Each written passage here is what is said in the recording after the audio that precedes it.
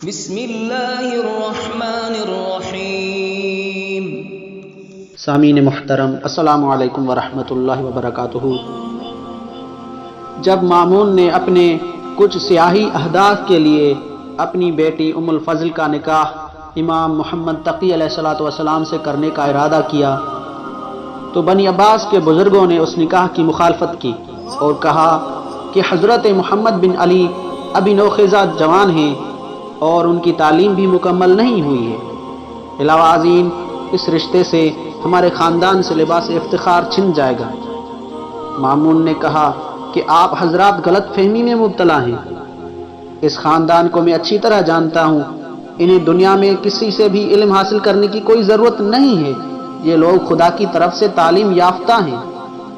اگر آپ لوگوں کو میری بات کا یقین نہ آئے تو انہیں آزما کر دیکھ لیں۔ بنی عباس کے بزرگوں نے کہا کہ ہم ان کا امتحان لیں گے۔ پھر انہوں نے اس وقت کے سب سے بڑے قاضی یحییٰ بن اقسم سے کہا کہ اگر تم محمد تقی علیہ الصلوۃ والسلام کو علم کے میدان میں مات دے دو تو ہم تمہیں منہ مانگا انعام دیں گے۔ القصہ، مامون نے اپنے دربار میں ایک جلسہ تشکیل دیا اور امام محمد تقی علیہ الصلوۃ والسلام کو اپنے پہلو میں بٹھایا۔ آیان سلطنت اور اس دور کے نامور علماء اس جلسے میں شریک ہوئے۔ مامون کی اجازت سے گفتگو کا آغاز ہوا اور قاضی یحییٰ بن اقسم نے امام محمد تقی علیہ الصلوۃ والسلام سے کہا کہ بتائیے، اگر حالت احرام میں کوئی شخص شکار کرے تو اس کا کفارہ کیا ہوگا؟ امام علیہ الصلوۃ والسلام نے فرمایا کہ تمہارا سوال انتہائی مجمل ہے، تم نے وضاحت تو کی ہی نہیں کہ شکاری نے کہاں شکار کیا، حدود حرم میں کیا یا حدود حرم سے باہر کیا؟ شکاری شکار کی حرمت سے عالم تھا یا نہیں تھا؟ شکاری نے جانتے بوجھتے شکار کیا ہے یا غلطی سے کیا ہے؟ شکاری آزاد تھا یا غلام تھا؟ شکاری بالغ تھا یا نابالغ تھا؟ اس نے پہلی بار شکار کیا تھا یا وہ اس سے پہلے بھی کر چکا تھا؟ اس نے پرندہ مارا تھا یا جانور مارا تھا؟ پرندہ اور جانور بڑا تھا یا چھوٹا؟ شکاری اپنے فعل پر نادم ہے یا نہیں؟ شکار دن میں کیا ہے یا رات کی تاریکی میں کیا ہے؟ شکاری نے عمرہ کا احرام باندھ رکھا تھا یا حج کا احرام باندھ رکھا تھا؟ تم ایک ایک شق جدا کرتے جاؤ، میں ہر شق کا جواب دیتا جاؤں گا۔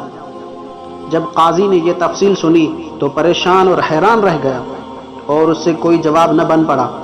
پھر مامون نے امام علیہ السلام سے کہا کہ فرزند رسول، آپ اب قاضی سے سوال کیجئے۔ امام علیہ الصلوۃ والسلام نے قاضی سے کہا کہ ایک آدمی نے ایک عورت پر دن کے اول حصے میں نگاہ ڈالی تو اس کے لیے عورت کو دیکھنا حرام تھا، پھر کچھ دیر بعد اس عورت کو دیکھنا اس کے لیے حلال ہو گیا۔ ظہر کے وقت وہ عورت اس پر حرام ہو گئی اور عصر کے وقت پھر حلال ہو گئی۔ غروب آفتاب کے وقت وہ اس پر حرام ہو گئی اور نماز عشاء کے وقت حلال ہو گئی۔ نصف شب کو وہ عورت اس آدمی پر حرام ہو گئی اور طلوع فجر کے وقت پھر حلال ہو گئی۔ کچھ دیر کے بعد پھر حرام ہو گئی اور ظہر کے وقت پھر حلال ہو گئی۔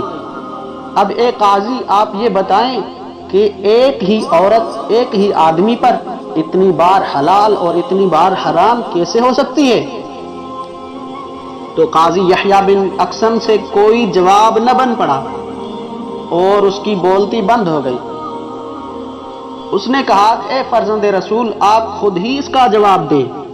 امام علیہ الصلوۃ والسلام نے فرمایا کہ سنو، ایک آدمی نے دن کے پہلے حصے میں کسی شخص کی کنیز کو دیکھا تو وہ اس پر حرام تھی، پھر اس شخص نے اس کنیز کو خرید لیا تو وہ اس کے لیے حلال ہو گئی، پھر اسے کنیزی سے آزاد کر دیا تو وہ اس پر حرام ہو گئی، پھر اس نے اس سے نکاح کر لیا تو وہ حلال ہو گئی، پھر اس آدمی نے اس سے زہار کیا تو وہ حرام ہو گئی، اس نے زہار کا کفارہ دیا تو وہ پھر حلال ہو گئی، اس نے اسے طلاق دے دی تو وہ حرام ہو گئی، پھر اس نے طلاق سے رجوع کر لیا تو وہ حلال ہو گئی، پھر آدمی مرتد ہو گیا تو وہ اس پر حرام ہو گئی، پھر اس نے توبہ کی تو وہی عورت اس کے لیے حلال ہو گئی۔